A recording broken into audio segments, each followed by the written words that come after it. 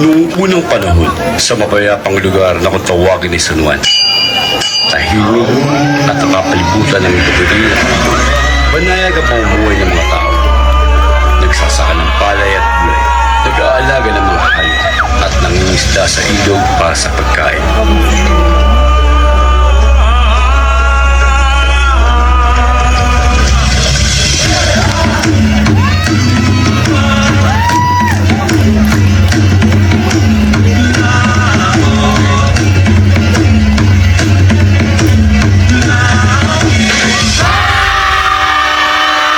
Maliit ang komunidad subalit sa kabuuan, payak ngunit masigla ang pamumuhay ng mga taga-San Juan.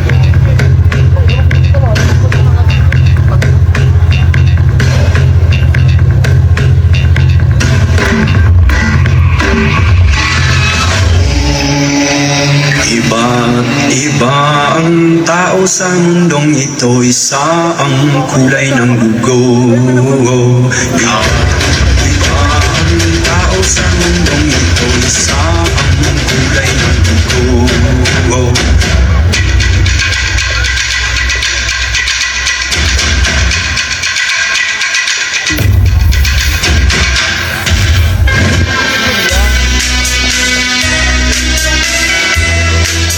Ang mga mamayan ng San Juan noong unang panahon ay namumuhay ng payapa at may organisadong pamayanan sa ilalim ng mga namumuno at nakatatanda.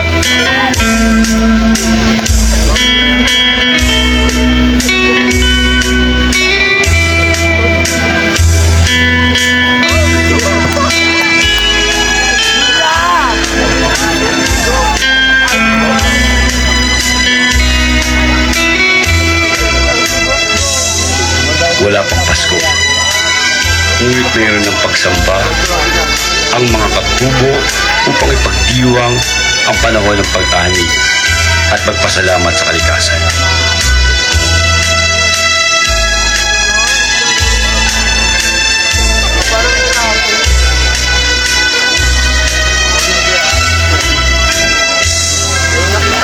Naniniwala sila sa mga anito at diwata, mga puwersang hindi nakikita, ngunit may impluwensya sa kanilang buhay, ani, kalusugan at kapalaran.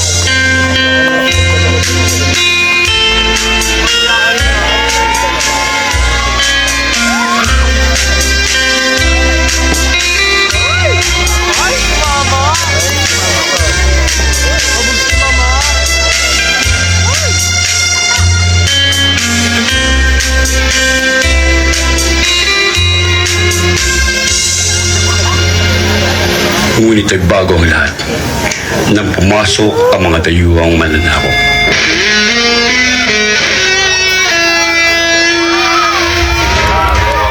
Kastila, Amerikano, Hapon.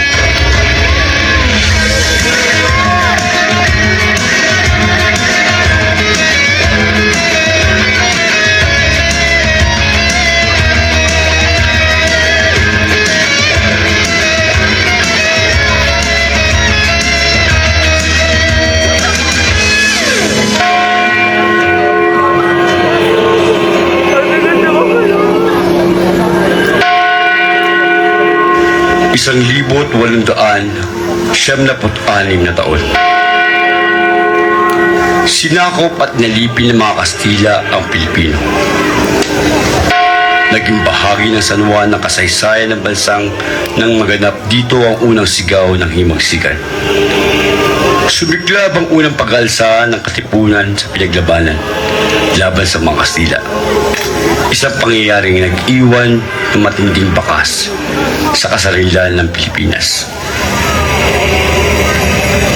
Mano po, Padre, Kaawaan ka ng Diyos. Mano po, Padre? Kaawaan ka ng Diyos. Mano po, Padre? Kaawaan ka ng Diyos. Anong magandang hangin ang dala dito sa inyo sa kumbento?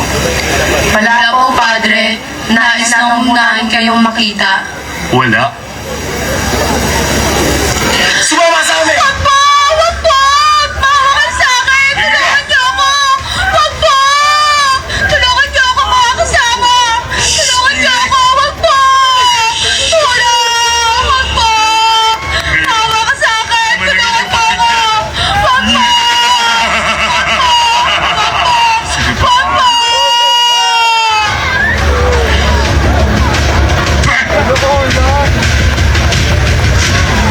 Tayo na.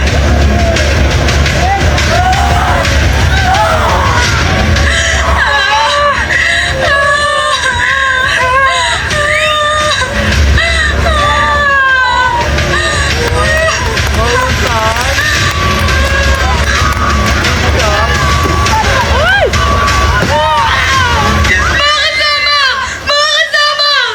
Magsitama na kayo! Andiyan na mga Kastila! Wag po! Mawa kayo sa akin! Huwag niyo po ako saktan! Unyemas! Bitawan mo ang kapatid ko! Bitawan mo ang kapatid ko! Ayop ka! Sir Pegwensa! Mawa na po kayo! Wag po! Ang kwenta!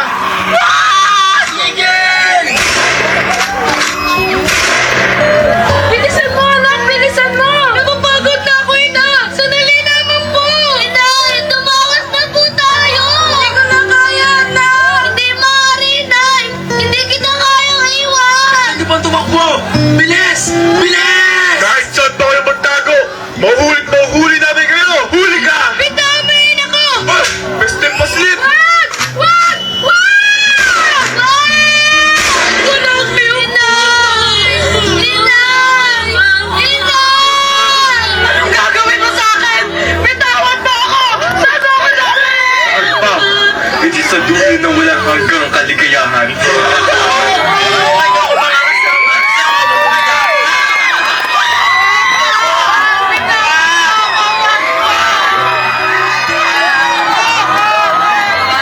Vámonos!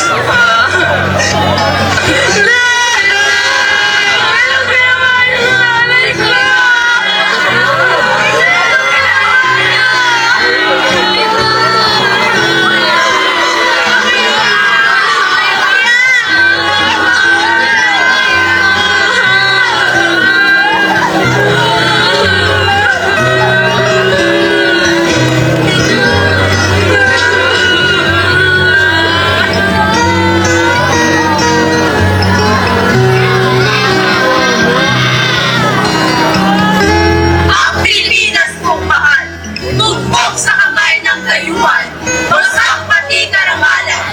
Nasaan? Nasaan ang kalayaan? Mahal ko ang aking bayan, buhay ko ay ibibigay.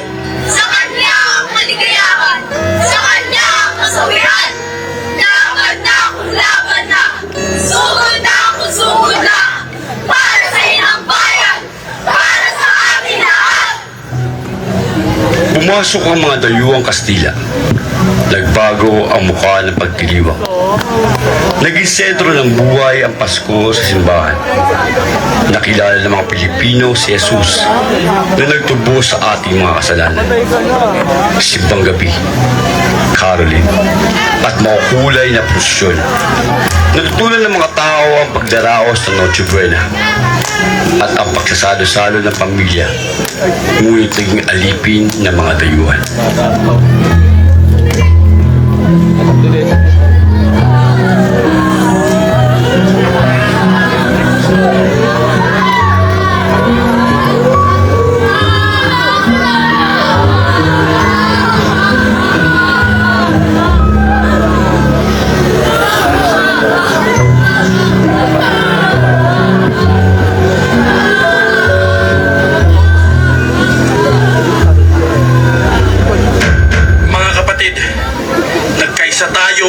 upang ituloy ang himagsikan.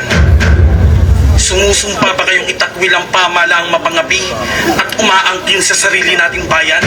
Ituloy ang revolusyon! Ituloy ang revolusyon! Remo, anong susunod natin ang bang?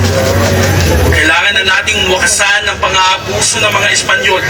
Ang pag-aalsa natin na hindi lamang laban sa kanilang mga armas, kundi laban nito para sa sarili nating bayan.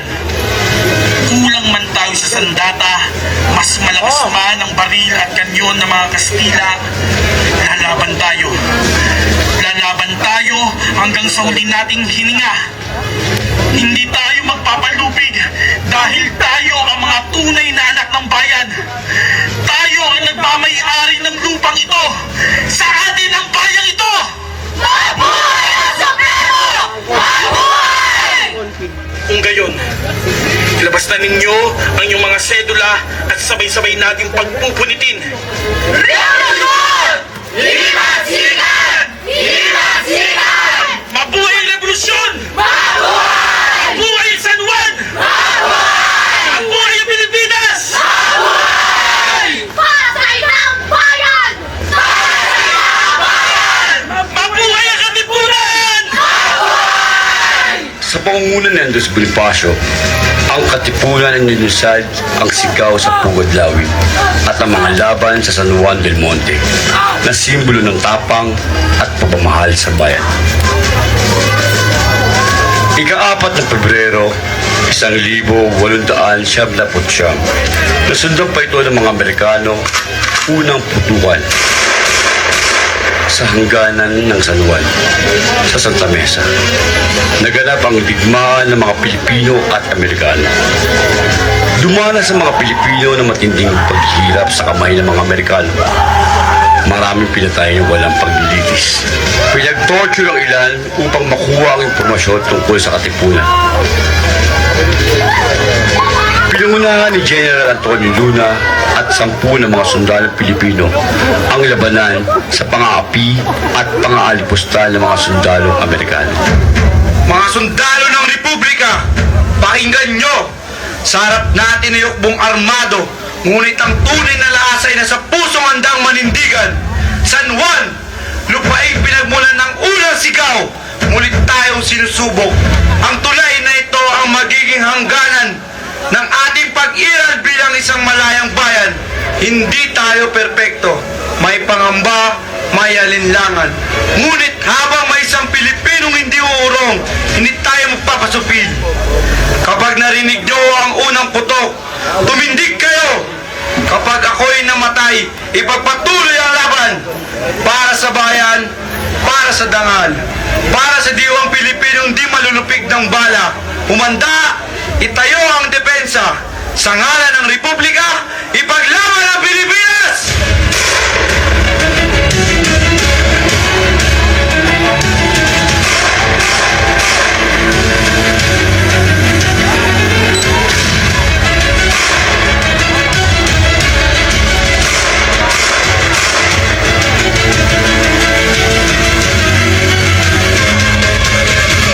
Nagdiriwang ang mga aliping Pilipino ng Pasko at nanalig sa Panginoon na matapos din ang lahat.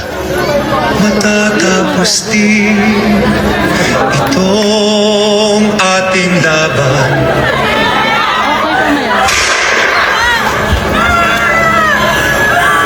Magwawakas din itong sinimulan.